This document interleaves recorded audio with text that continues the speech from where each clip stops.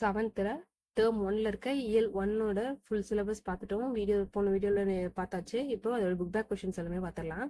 நெறி என்னும் சொல்லின் பொருள் வழி.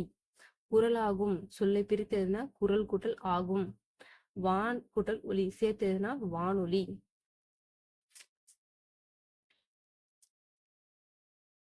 அடுத்தது பகைவரை வெற்றி கொண்டவரை பாடும் இலக்கியம் எது? பரணி. வானில் டேஷ் கூட்டம் திரண்டால் மழை பொழியும். முகில். முகில்ன்றது மேகம். ஓகேவா?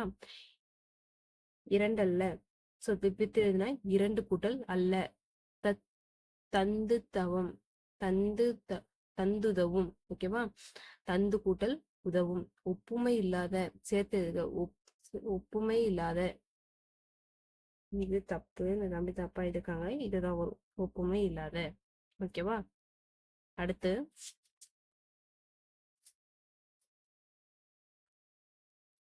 மொழியின் முதல் நிலை எதுன்னு சொல்லியிருக்கோம்? பேசுதலும் கேட்டலும் தான்.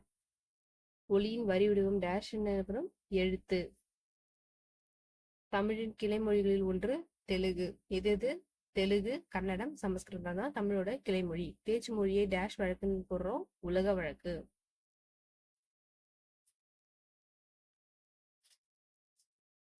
அவ்வளவுதான். இலக்கணமும் பார்த்தாச்சா? அடுத்து இதுல கற்பவை கற்றபின்னு எதுவும் கிடையாது. கலைச்சொற்கள் பார்த்துடலாமா? ஊடகம் மீடியா. மொழியியல் லிங்குஸ்டிக்ஸ். ஒலியியல் போனோலஜி. இதழியல் ஜேர்னலிசம். பருவ இதழ் மேகசின். பொம்மலாட்டம் பியூபர்டி. எழுத்திலக்கணம் ஆர்த்தோகிராஃபி. உரையாடல் டயலாக். ஓகே, ஸோ 7th இயல் 1 ஃபுல்லாகவே முடிச்சிட்டோம். ஏதாச்சும் டவுட் இருந்தால் கமெண்ட் பண்ணுங்க. அப்படி இல்லைன்னா உங்களுக்கு ஏதாச்சும் டீட்டெயிலான டவுட் ஏதாவது இருந்துச்சுன்னா எனக்கு மெயில் கூட பண்ணுங்க. kalvimalai2024@gmail.com.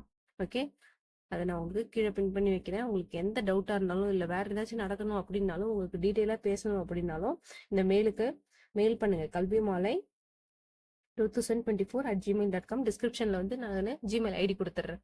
என்னோட பயோவில் கூட போய் செக் பண்ணி பாருங்க. ஸோ அதை நான் டெய்லி செக் பண்ணிகிட்டே தான் இருப்பேன். நீங்கள் எந்த இது கொடுத்துருந்தாலும் அதில் இது பண்ணி பாருங்க. எந்த ஒரு டவுட்டாக இருந்தாலும் அதில் பிங்க் பண்ணுங்க. கண்டிப்பாக நான் உங்களுக்கு கிளியர் பண்ணிடுறேன். Okay okay. குற்றியலுகரம் இது எல்லாமே ரொம்ப இம்பார்ட்டன்ட். போன இதில் கிளாஸில் நம்ம கரெக்டாகவே எடுத்திருந்தோம்.